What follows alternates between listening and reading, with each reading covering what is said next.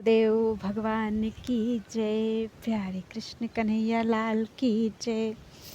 ईशावास्य उपनिषद पूरा हो गया था, 18 श्लोक थे उसमें, और अब है केनोपनिषद। ओम तत्सद ब्रह्मणे नमः। मंत्रार्थ, मंत्र का अर्थ शंकर भाष्य और भाष्यार्थ सहित। ये नेरिताः प्रवर्तन्ते प्राणिनः स्वेषु कर्मसु तं वन्दे परमात्मानं स्वात्मानं सर्वदेहिनां यस्य पादांसु सम्भूतं विश्वं भाति चराचरं पूर्णानन्दं गुरुं वन्दे तं पूर्णानन्दविग्रहं। शांति पाठ। ओम आप्यायन्तु ममांगानि वाक्प्राणश्चक्षुः श्रोत्रमथो बलम् इन्द्रियाणि च सर्वाणि। सर्वं ब्रह्म उपनिषदं माहं ब्रह्म निराकुर्यां मा ब्रह्म निराकरोद। निराकरणम् अस्तु निराकरणं मेस्तु तदात्मनि निरते। या उपनिषत्सु धर्मास्ते मयि सन्तु ते मयि सन्तु। ओम शांति शांति शांति। मेरे अंग पुष्ट हों तथा मेरे वाक् प्राण चक्षु श्रोत्र बल और संपूर्ण इंद्रियां पुष्ट हों। यह सब उपनिषद वेद्य ब्रह्म है।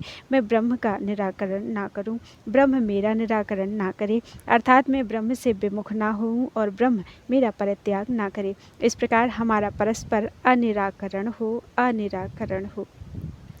उपनिषदों में जो धर्म है वे आत्मा अर्थात आत्मज्ञान में लगे हुए मुझ में हों, वे मुझ में हों। त्रिविध ताप की शांति हो। प्रथम खंड संबंध भाष्य पद भाष्य।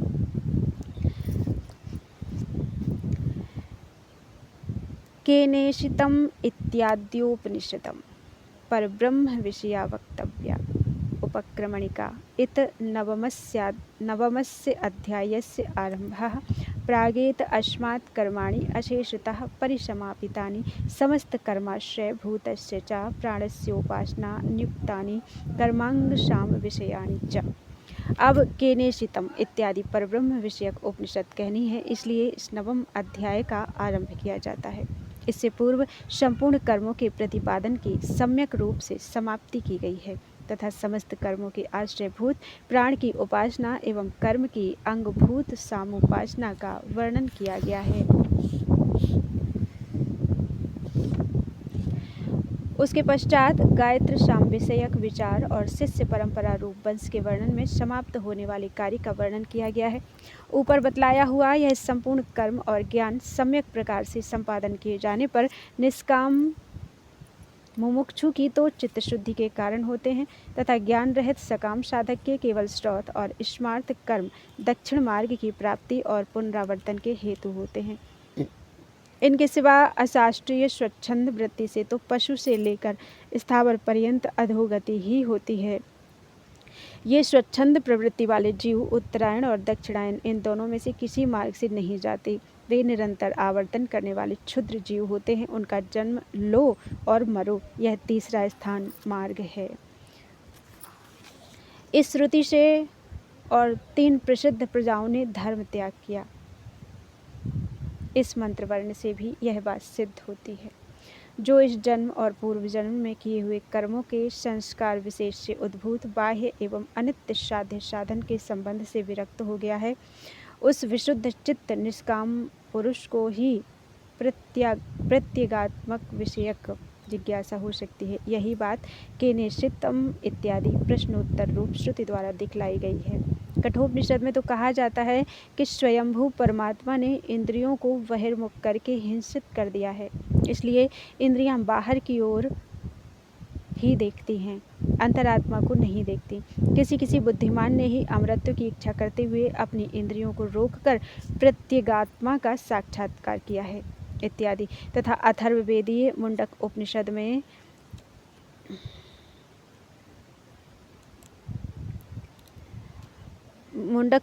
में कहा गया है कि ब्रह्मनिष्ठ पुरुष कर्म द्वारा प्राप्त होने वाले लोकों की परीक्षा कर वैराग्य को प्राप्त हो जाए, क्योंकि कृत कर्म के द्वारा अकृत अर्थात नित्य स्वरूप मोक्ष प्राप्त नहीं हो सकता।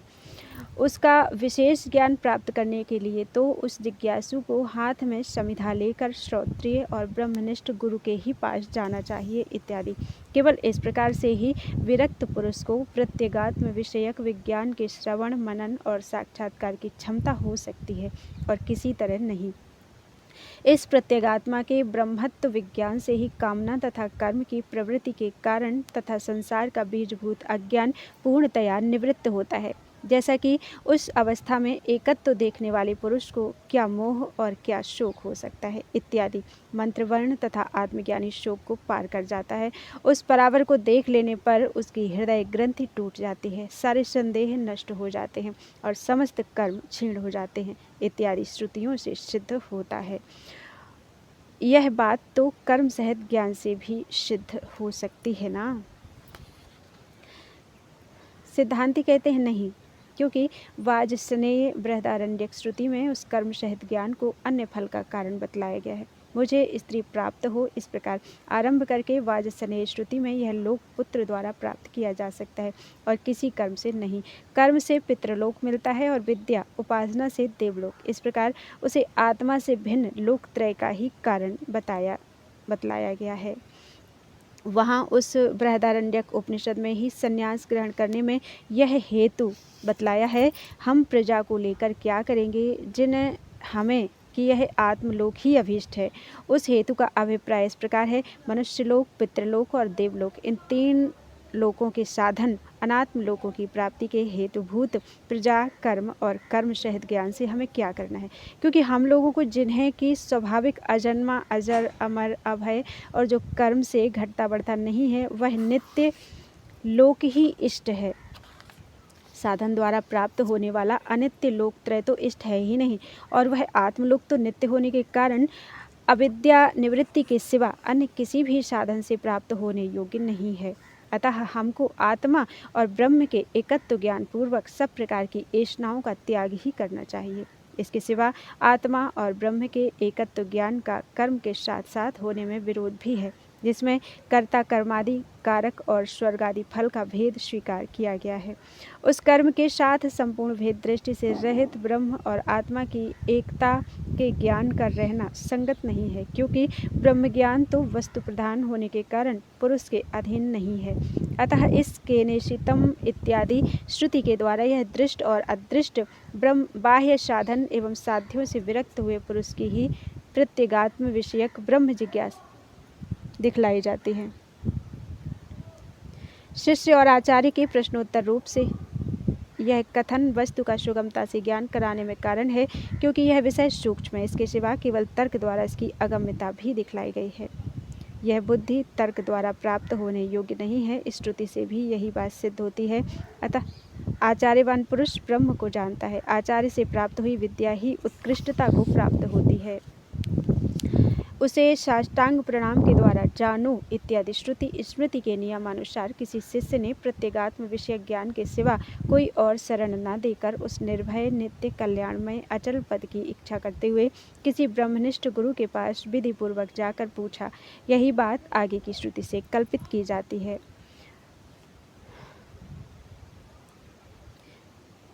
बोलो वृंदावन बिहारी लाल की जय।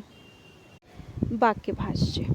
इससे पूर्व ग्रंथ में कर्मों के आश्रयभूत प्राण विज्ञान तथा अनेक प्रकार के कर्म का निरूपण समाप्त हुआ, जिनके विकल्प और समुच्चय के अनुष्ठान से दक्षिण और उत्तर मार्गों द्वारा क्रमशः आवृत्ति, आवागमन और अनावृत्ति अर्थात क्रम मुक्ति हुआ करती है। इसके आगे देवता ज्ञान और कर्मों के समुच्चय का निष्काम भाव से अनुष्ठान करने से जिसने अपना चित्त शुद्ध कर लिया है, जिसका आत्मज्ञान का प्रतिबंधक रूप दोष नष्ट हो गया है, जो द्वैत विषय में दोष देखने लगा है तथा संपूर्ण बाह्य विषयों का तत्व ज्ञान जान लेने के कारण जो संसार के बीज स्वरूप अज्ञान का उच्छेद करना चाहता है, उस आत्म तत्व के जिज्ञासु को आत्मस्वरूप के तत्व का ज्ञान कराने के लिए केनेशितम आदि मंत्र से यह 9वां अध्याय आरंभ किया जाता है। उस आत्म तत्व ज्ञान से ही मृत्यु के कारण रूप अज्ञान का उच्छेद करना चाहिए, क्योंकि यह संसार अज्ञान मूलक ही है। आत्म तत्व अज्ञात है, इसलिए उसका ज्ञान प्राप्त करने के लिए आत्म विषयक जिज्ञासा उचित ही है। कर्मकांड में आत्म तत्व का निरूपण नहीं किया गया, क्योंकि यह उसका विरोधी है। इस विशेष रूप से जानने योग्य आत्म तत्व का कर्मकांड में विवेचन नहीं किया जाता। यदि कहो कि क्यों, तो उसका कारण यह है कि आत्मा का यथार्थ ज्ञान कर्म का विरोधी है, क्योंकि जिसका ज्ञान कराना अभीष्ट है वह आत्मा तो सर्वोत्कृष्ट ब्रह्म स्वरूप ही है। जैसा कि तुम उसी को ब्रह्म जानो जिस इस देश कालावच्छिन्न वस्तु की लोक उपासना करता है, वह ब्रह्म नहीं है। इस श्रुति से सिद्ध होता है, जो पुरुष स्वराज्य पर अभिषिक्त होकर ब्रह्म भाव को प्राप्त हो गया है, वह किसी के भी सामने झुकने की इच्छा नहीं करता।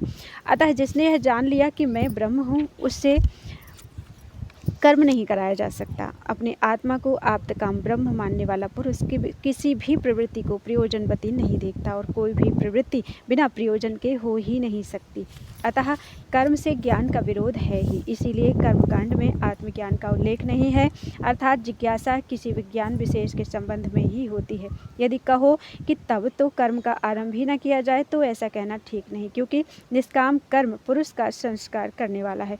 यदि आत्मा के अज्ञान का कारण होने से आत्मज्ञान द्वारा कर्म का परित्याग कराना ही अभीष्ट है, तो कीचड़ को धोने की अपेक्षा तो उसे दूर से न छूना ही अच्छा है। इस उक्ति के अनुसार कर्म का आरंभ न करना ही उत्तम है, क्योंकि वह अल्प फल वाला है और अधिक परिश्रम वाला है, तथा आत्यंतिक कल्याण तत्व विज्ञान से ही होता है। सिद्धांति कहते हैं, ठीक है, परंतु यह अविद्यामूलक कर्म जो भोगों की कामना करता है तथा इस प्रकार जो कामना करने वाला है इत्यादि श्रुतियों के अनुसार सकाम पुरुष के लिए ही अल्प फलत्वादि दोषों से युक्त तथा बंधन कारक है, निष्काम पुरुष के लिए नहीं। उसके लिए तो कर्म अपने निर्वर्तक अर्थात निष्पन्न करने वाले और आश्रयभूत प्राणों के विज्ञान के सहित संस्कार के ही कारण होते हैं।